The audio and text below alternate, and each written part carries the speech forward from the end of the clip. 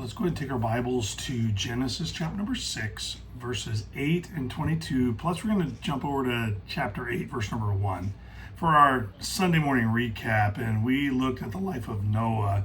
And really, the whole thing was about having the kind of faith that endures, the faith that grows. A faith that grows long obedience, meaning not the kind that it has to happen now kind of faith. It's the faith to stay at it for a long time. And we learned 3 powerful lessons, and I want to share those to you up front before I just read the verses and give you ideas or thoughts. But point number 1 was that faith listens to God when the world ignores him. I think that if you understand anything about Noah's situation, the whole world, the Bible talks about it as being totally gone. I mean, they were all sin, nothing else. They didn't even think about God. And then the second point was faith obeys God when the world mocks him. And the Bible doesn't say they mocked, but it's assumed and understood that nobody thought God thoughts. Nobody understood what a boat was. Nobody understood what rain was. If you know anything about the earth system number 1, which is the pre-flood earth, you know that it was more greenhouse. It was more tropical, like with a dense fog above, and just really a tropical, very, very tropical climate. And so they hadn't really even seen rain because there was a mist always coming up and down on the earth at the time. And so the flood took that all away. And so the third point we noticed is that faith trusts God when the world rejects him. We know that Noah and his family, they were the only ones that got on the ark. And in fact, Genesis 6:8 says this. It says, "But Noah found grace in the eyes of the Lord." That verse comes after him saying that the whole world was corrupt, but somehow, some way, Noah and his family were able to choose God. And I think that we can do the same. You know, verse number 22 says this. It says, "Thus did Noah according to all that God commanded him," so he did. And he really was saying is that God told him specifically how to build the ark, specifically what he wanted. And that means that Noah obeyed specifically.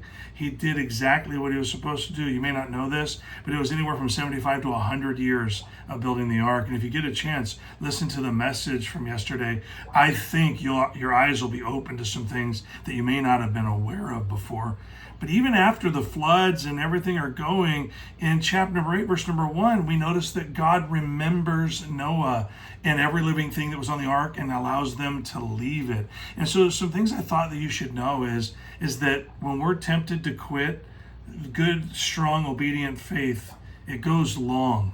I think if you were a part of the message, you know that I let you know about Eugene Peterson and his book, A Long Series of Obedience in the Same Direction. And I think a lot of Christianity misses that today. We're obedient for a couple of years and then something else catches our eye and we move on, or they don't do things the way I want them to be done, and so we move on. And people are always moving on. There's very few people that are staying put and watching God build what he will build if we would stay. We'd rather go jump in someplace where the building has already been done and we can just enjoy the amenities. That's what most people do today. But Noah, he stayed the task and he built an ark. He built an ark not only for him and his wife, he built an ark for his 3 sons who were born in the process, and then they grew up enough to marry, and their wives got to join them. 8 people were saved. You know what I'm saying? 8 out of all that were there? Well, it could have been worse. But God had him obediently do the work to the saving of his family and used him to start the whole process over again. That's what obedience, faithful obedience, can do for us. We can be in the right position to do the things of God the way he wants them done. Man, we got to stop being all about our emotions and how we feel or how people treat us and all that nonsense. It's the gospel. People need it. And if you believe that time is short, they need it now. And so we need to be about that. And that's how Noah lived his entire life. Hope that helps. Enjoy a great start to another wonderful week.